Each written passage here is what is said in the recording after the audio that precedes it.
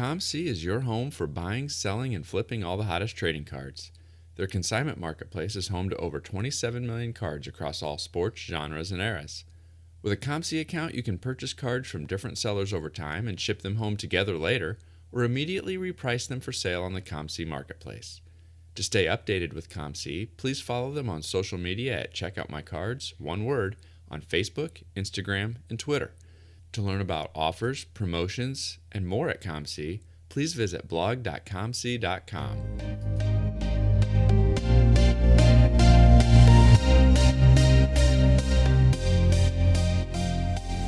You're listening to the WaxPackHero Sports Card Minute, a podcast where we discuss both the hobby and business sides of collecting.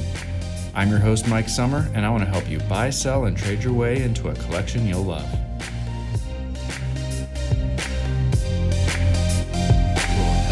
Everybody, and welcome to another episode of the WaxPackHero Sports Card Minute. I recently picked up a couple nice cards for my collection, but the quest to build the collection never stops. And as I continue to sell more and more each month, I'm able to have some funds ready to pick up some of the other cards that I've been interested in getting. One of those is a Wayne Gretzky rookie card. The thing that I've been struggling with as I've been searching for a Wayne Gretzky rookie card is finding one that I like. Now, I'd like to get an SGC graded one. I want to get one that's graded. I want some more assurance with the authenticity. Even though eBay has an authenticity program for raw cards, I still like to get one that is graded, I think. Now, I don't mind if a card is graded authentic, because that's my main goal, is just to have one that's authentic. I'm less concerned about what the actual number is, more about how it looks. So I don't mind if a card is authentic, but I don't want it to be really altered, I guess. And so I've been struggling with trying to find some copies out there that are reasonably priced. Some of the authentic ones, it's hard to know if they're altered or not, but with the new SGC slabs that are out there now, they do actually say why it's graded authentic. And so that might help me out as I try to find one, but for now, I've got my eyes peeled trying to find a nice copy. That has been my quest for the last couple weeks, but I'm not in a hurry, so if it takes me a little while, it takes me a little while, and that's fine. So that is my kind of Mike's hobby topic for the day, the things that have been on my mind in the hobby. But I want to talk now about what our main topic of the show is, and that is another super collector interview. And today I'm bringing on Joe Tocco. Joe super collects sealed football packs. And so we haven't had any pack collectors yet on the super collector series, and so that is who I'm bringing on today.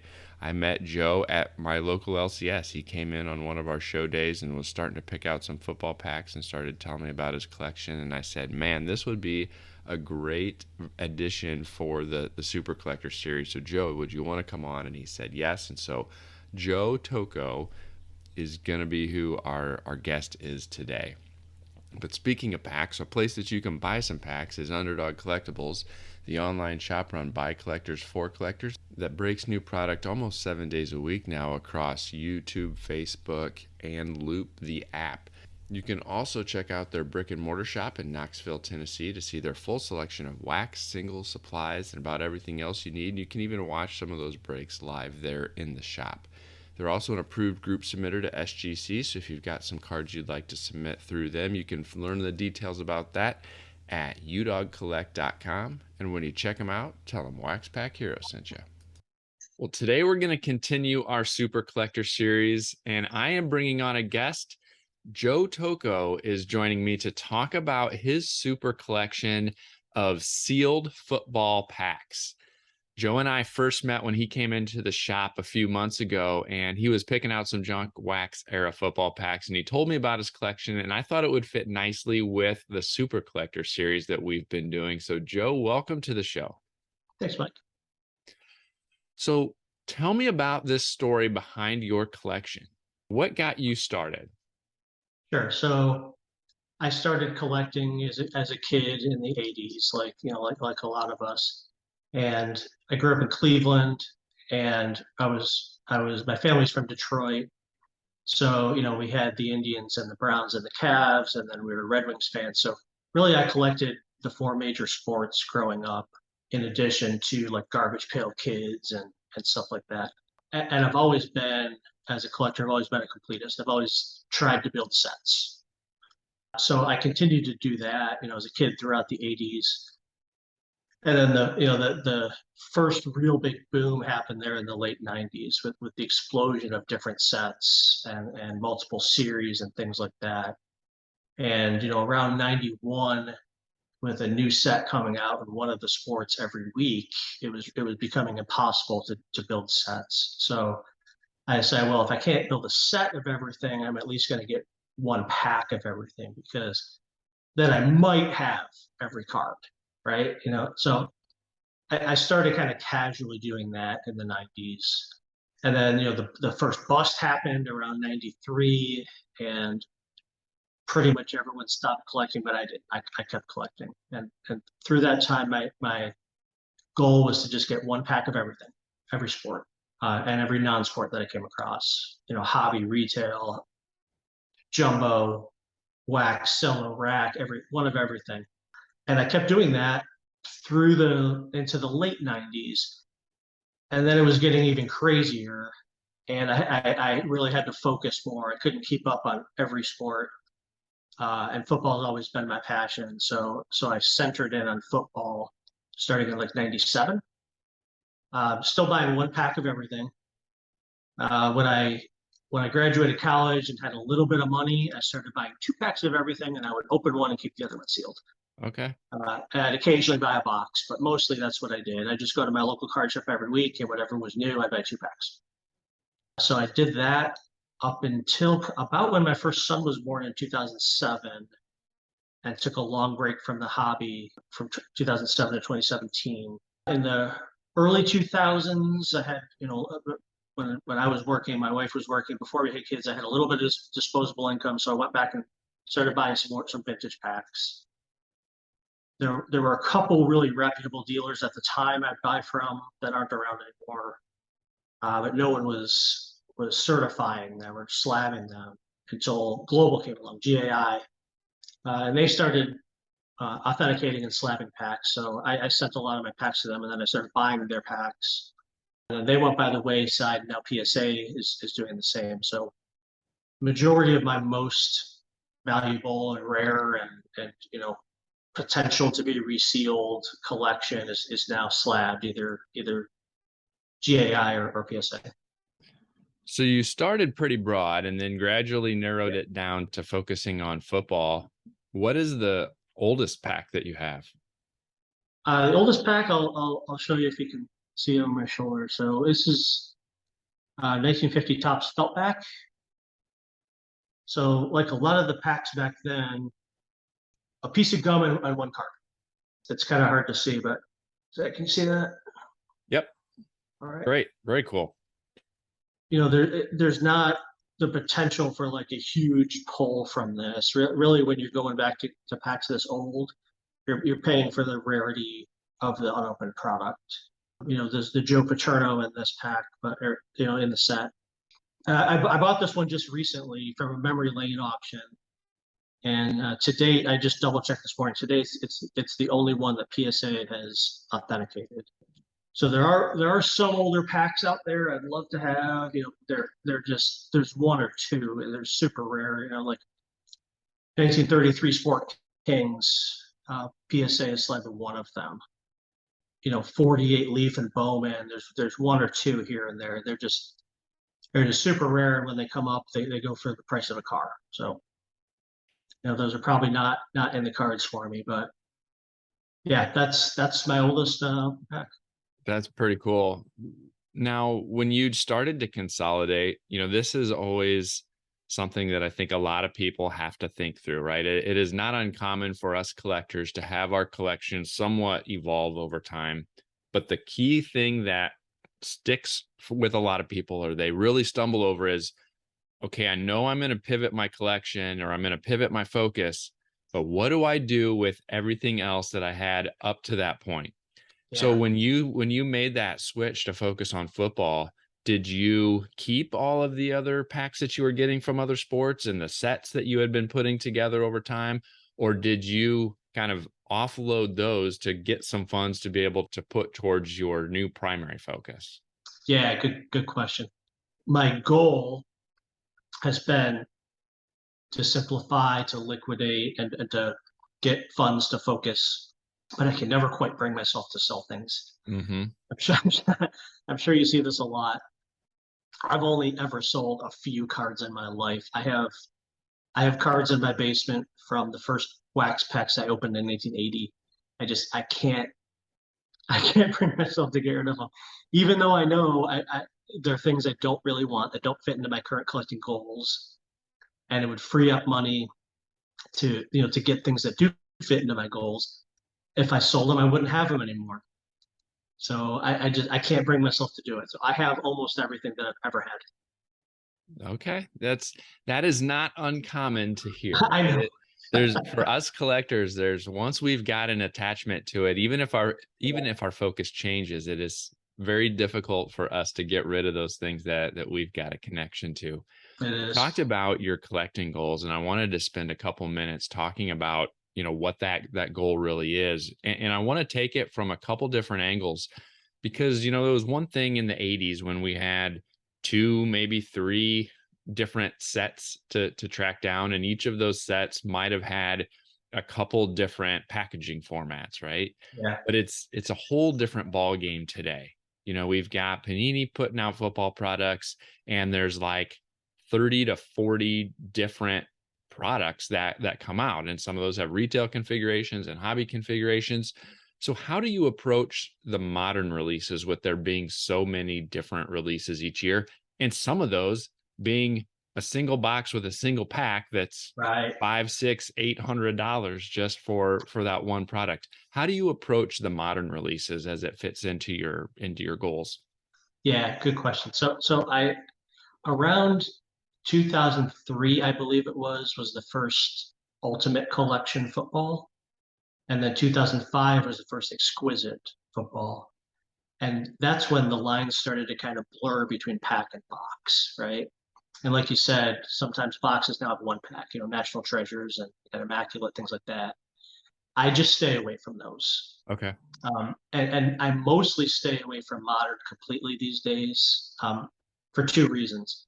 With a number of hits per box, it's too easy to open a box till you get the hit, and then do something with the rest of the packs. It's too easy for people to suspect that was done. It's too difficult for me to ascertain if that was done. With the price of packs now, what I did in the 90s and 2000s, where I go to the local card shop every week, I'd spend 40-50 bucks on every new release, 2 packs of every new release. It's just not feasible now. So at the time I had the relationship with my local dealer, and I knew what he did. I watched him do it every time. He'd open the box, he'd shuffle the packs, and he wouldn't answer questions about, hey, has an autograph been pulled out of this box yet, things like Sure. that. So I knew his packs were good. So I know that the packs in my collection are good. The few modern things I do, some key sets like 2017 Prism with the Mahomes rookie. I'll buy like the retail. I'm not sure what they're called, like the bundle where there's 3 foil packs and the Mhm. red, white, and blue pack, that kind of thing. And I'll open it all except keep one of the foil packs. Okay. So like I have that in my collection, but I don't make an effort anymore to try to get one of everything, for those reasons, because of cherry picking and because the line's blurred between pack and box now. So as you kind of went back and decided to draw that line, what year was it that you drew the line, and as you tried to fill things in, so you're trying to get everything from up Yeah. till what point? What's that year? So 2007 was the natural break.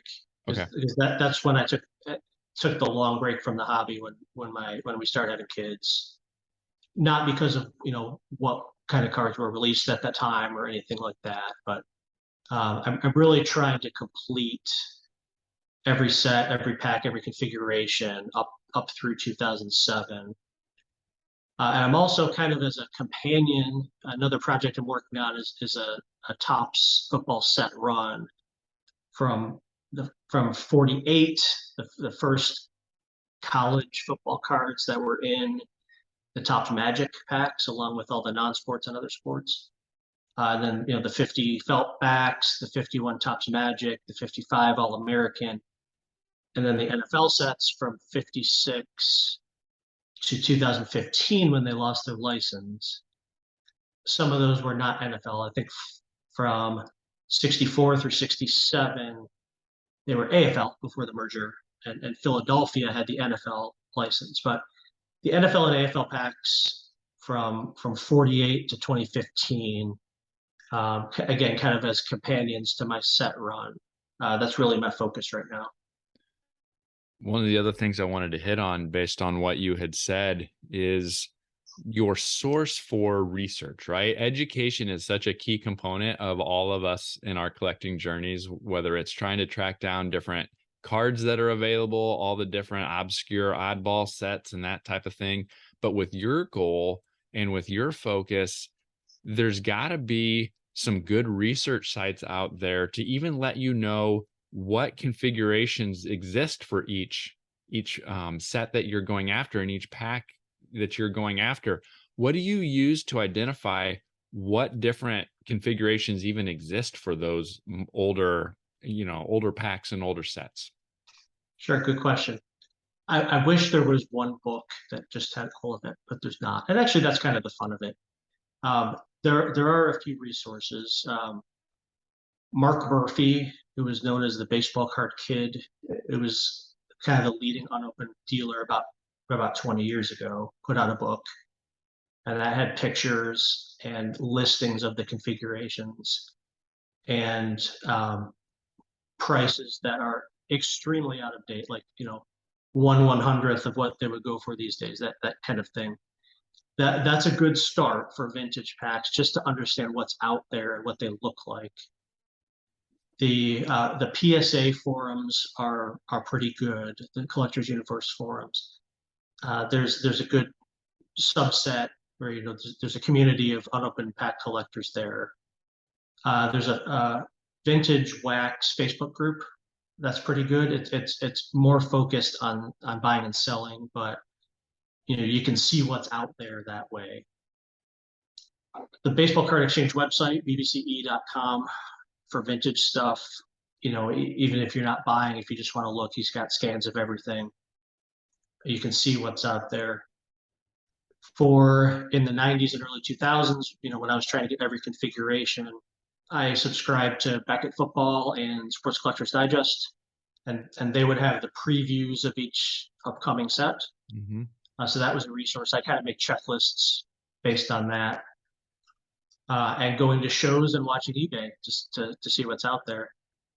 There's also a website, I wish I could remember the name, that has scans of every wrapper, all the way, every Topps wrapper from the 40s on up. So it's typically obvious, like I don't know if you can see this one.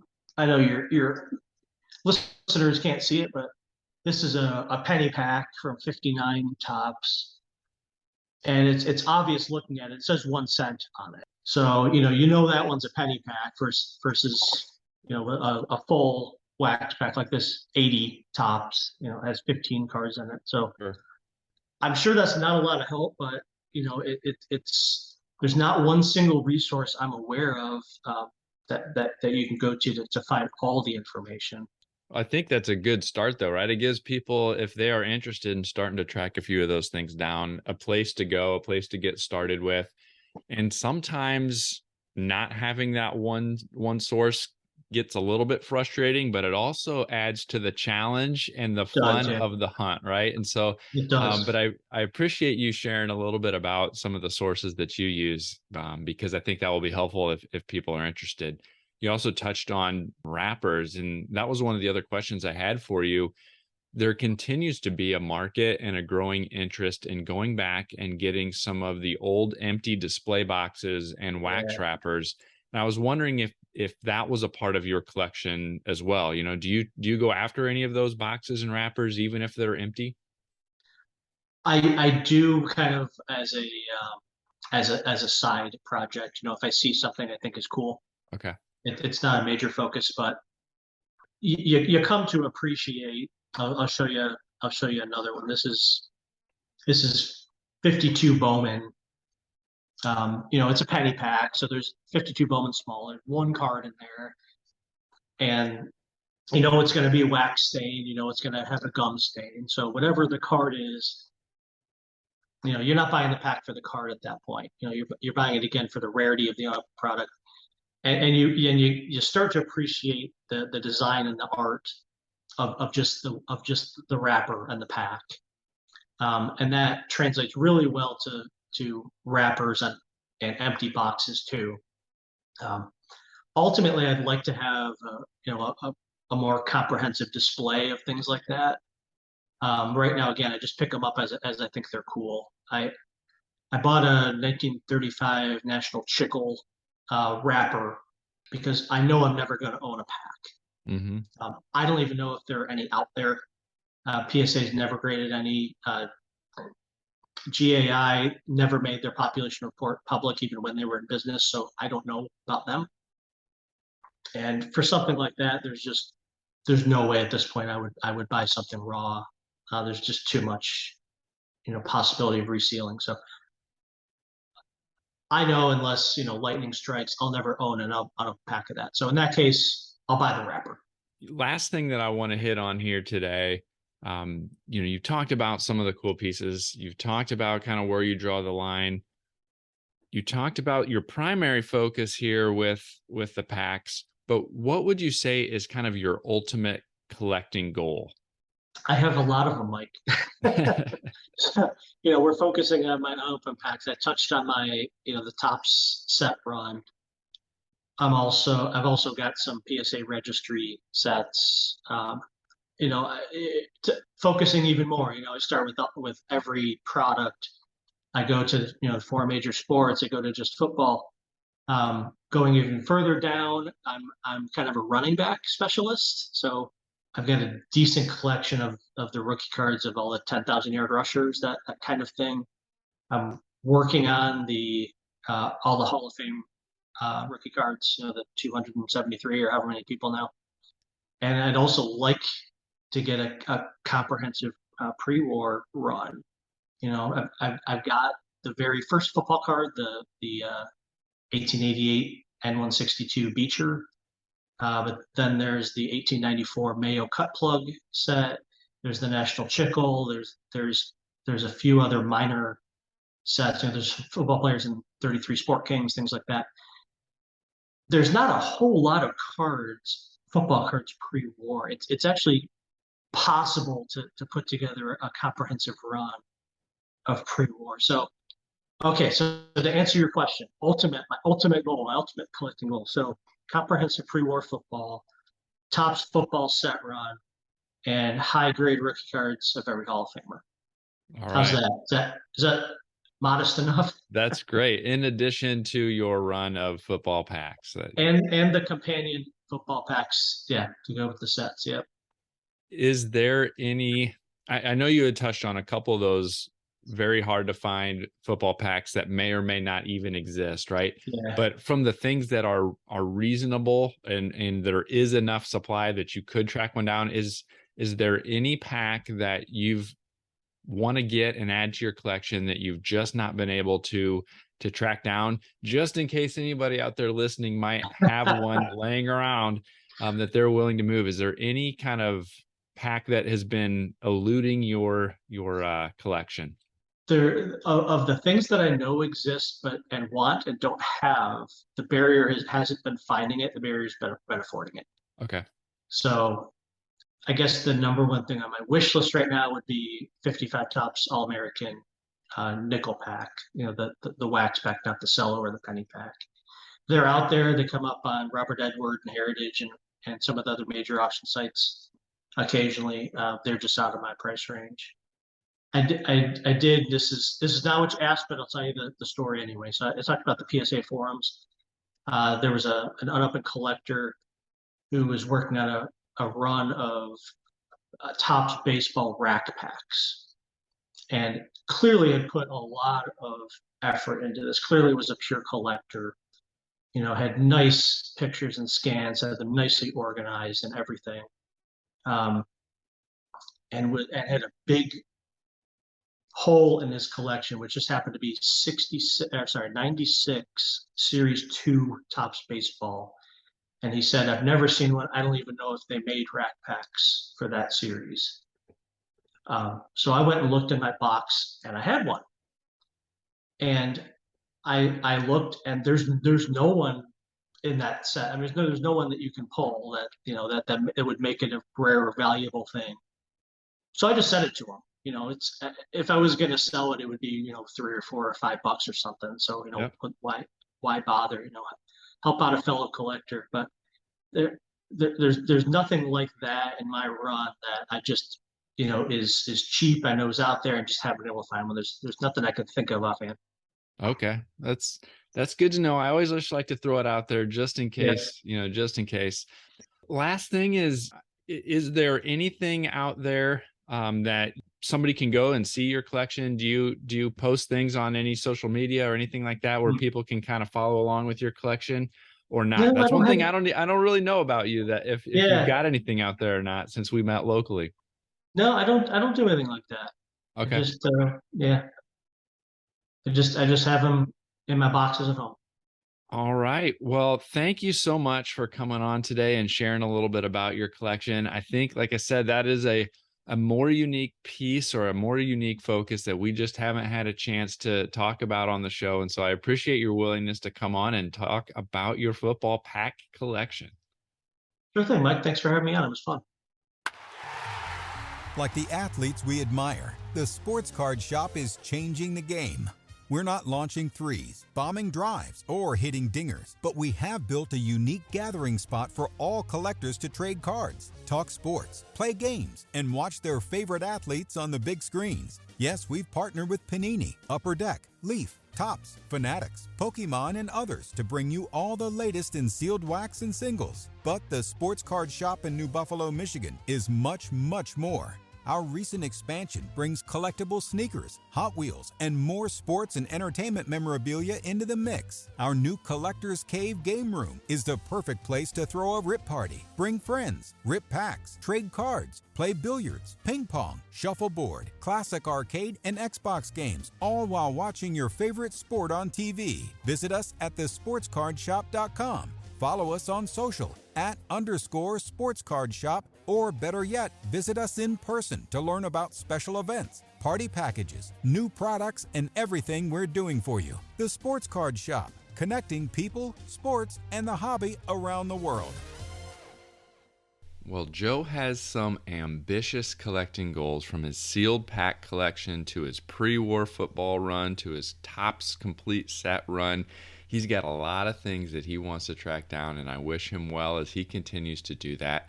I think it's also a great example, as he said at the end of the show, he doesn't have a social media presence. He doesn't go put his collection out on social media. He just enjoys it from his own home. And I think there are a ton of people out there that are like that. They may not pay attention to social media and want to be out there in front of everybody on social media, but they've been building some really awesome collections. It's amazing to me to think about what types of things might be tucked away in people's basements and closets and things like that, where they and their friends know they have it, but it's not out there for the world to see yet at this point. Well, if you enjoyed this show, let me know. Reach out to me on Twitter at @TheMikeSummer. Send me a message on Instagram or TikTok at WaxPackHero. You can send me an email at WaxPackHero@gmail.com. I'd love to hear what you thought about this episode. And if you've got any other suggestions of super collectors you know that might have some interesting and unique collections to share with the rest of us. That is all I have for you today, so I'll catch you next time.